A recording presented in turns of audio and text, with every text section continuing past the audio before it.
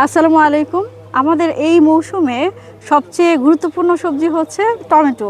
আমরা কিন্তু মাঠে গেলে টমেটো দেখতে পাই এবং সেই সাথে টমেটো নানা ধরনের সমস্যাও দেখতে পাই।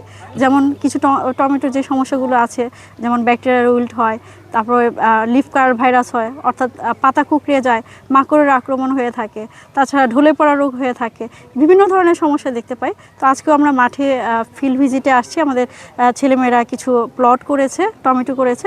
এখানে দেখতে পাচ্ছি কিছু সমস্যা আমরা মাঠে যেমন পাই তেমনই এই প্লটগুলোতেও কিছু সমস্যা দেখা যাচ্ছে, যে এটা কি ভাইরাসের আক্রমণ হলো নাকি ব্যাকটেরিয়ার আক্রমণ হলো, এটা নিয়ে একটি দ্বিধাদ্বন্দ্বে থেকে যায়। তো আমরা এই বিষয়টি স্পষ্ট করতে চাই। যদি তুমি কিছু বলো এই বিষয়টি সম্পর্কে। আমাদের সাথে আছে হুমায়ুন কবির। আমরা হুমায়ুন কবিরের কাছ থেকে শুনবো ভাইরাসের আক্রমণ হয়েছে নাকি ব্যাকটেরিয়ার আক্রমণ হয়েছে। ধন্যবাদ স্যার। এটিআই বাঞ্ছারামপুরের শিখন প্লট শিক্ষার্থীদের সেখান থেকে সবাইকে স্বাগত জানাচ্ছি।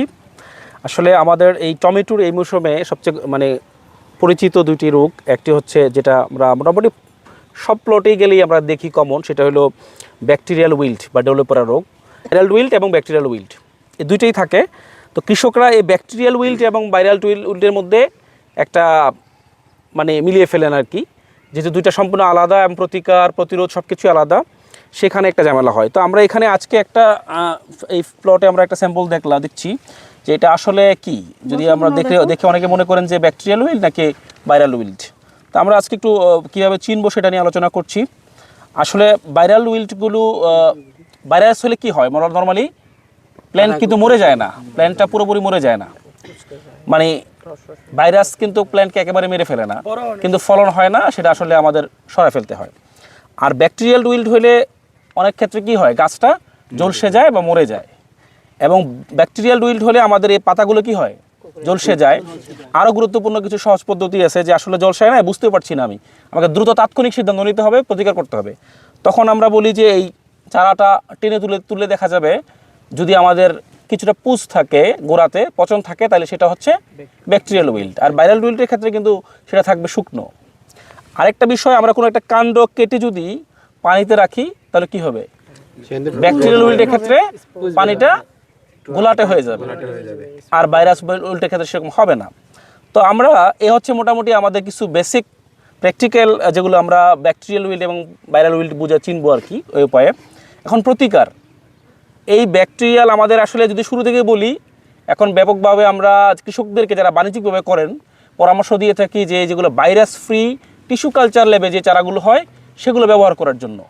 তাহলে কি হবে, আমরা শুরু থেকেই কিন্তু ব্যাকটেরিয়া ভাইরাস ফ্রি একটা চারা পাবো। এটা একটা প্রতিকার আছে। আর কোনো কারণে যদি তারপর আমার জমিতে আক্রান্ত হয়, প্রথম প্রতিকার হচ্ছে আমাদের শুরুতেই, যখনই আমরা বলি যে সবসময় কী করতে হবে, কৃষককে প্রতিদিন মাঠে যেতে হবে, প্রতিদিন তার জমিতে ফসলকে দেখতে হবে কোনো রোগ পোকামাকড়ের আক্রমণ আছে কিনা। এরকম ভাইরাল ইনফেকশন আমরা দেখবো, সাথে সাথে এই গাছটা তুলে ফেলতে হবে, মায়া করা যাবে না, তুলে ফেলতে হবে, পুড়িয়ে ফেলতে হবে। এবং সেই সাথে আরেকটি কাজ করতে হবে, এই ভাইরাস যেহেতু পোকার মাধ্যমে ছড়ায়, আমাকে পোকা দমনের জন্য প্রতিকার ব্যবস্থা গ্রহণ করতে হবে তাৎক্ষণিকভাবে। এবং সেই ক্ষেত্রে যদি পোকা ব্যাপকভাবে থাকে তাহলে কীটনাশক স্প্রে করতে হবে। এটা হলো গুরুত্বপূর্ণ।